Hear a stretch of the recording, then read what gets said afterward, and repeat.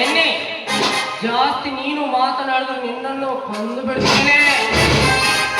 ಮಾತಿದ್ದರೆ ಸಾಕು, ನಿನ್ನನ್ನು ಕೊಲೆ ಮಾಡ್ತೀನಿ, ನಿನ್ನ ವೃದ್ಧ ಕಲ್ಲು ಹಾಕ್ತೀನಿ ಅಂತ ಹಾರಾಡ್ತೀಯಲ್ಲ. ಮನುಷ್ಯನ ಪ್ರಾಣದ ಬೆಲೆ ಅಂತ ಗೊತ್ತಿದೆಯಲ್ಲ ನಿನಗೆ? ಪ್ರಾಣದ ಬೆಲೆ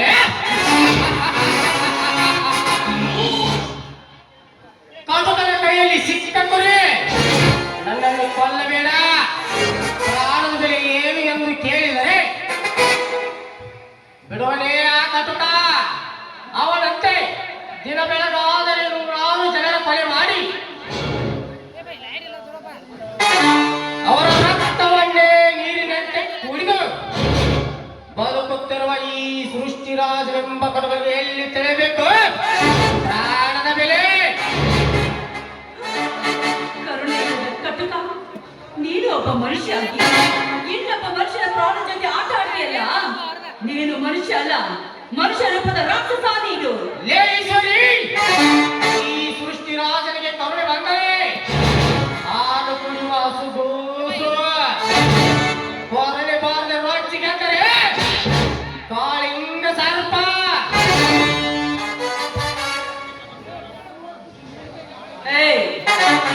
ಒಂದು ಹೆಣ್ಣಿಗೆ ನೀರಿದ್ದು ಕೊಬ್ಬು ತುಂಬಿಕೊಂಡು ಮಾತಾಡಿದ್ಯಾದ್ರೆ ನೀನು ಕೊಬ್ಬೆಸಲು ಮಣ್ಣು ತಿರ್ಸ್ಬೇಕಾಗ್ತದೆ. ಪೊಲೀಸೋಕೆ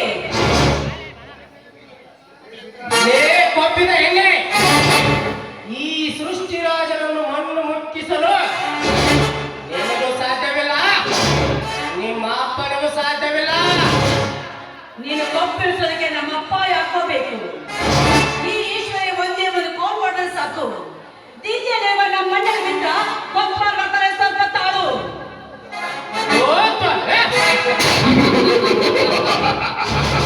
ಪುಂಡರ ದಂಡನಲ್ಲಿ ವೀರ ಸಂಗೊಳ್ಳಿ ರಾಯನಂತ ಬರೀ ಸಂಗೊಳ್ಳಿ ರಾಯನ ಈ ಸೃಷ್ಟಿರಾಜನಿರುವಾಗ ಅವನಲ್ಲಿ ದಿಲ್ಲಿಯಲ್ಲಿರುವ ನನ್ನ ಮಿತ್ರ ಗೋಪಾಲ್, ಆ ನಿನ್ನ ಗೋಪಾಲ್ ಎಂಬ ಕುಣ್ಣಿಯಲ್ಲಿ ಗಂಡಸ್ತನದ ಬೇರೆ ಇದ್ದರೆ ಈ ಸೃಷ್ಟಿರಾಜನೊಂದಿಗೆ ಹೋರಾಡಿ ಪ್ರಾಣ ಉಳಿಸಿಕೊಂಡು ಹೇಳಿ ಬೇರೆ ಕರೆಸಲೇ ನನ್ನ ಗೋಪಾಲನ್ನು.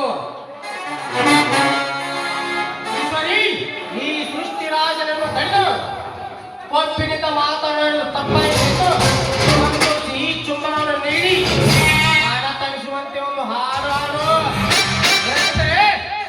ದೊಡ್ಡ ಚೋಡಿಯನ್ನು ಹರಿದು ನೋಡಿದರೆ ಮೆರವಣಿಗೆ ಮಾಡಬೇಕಾಗುತ್ತದೆ. ಓಕೆ,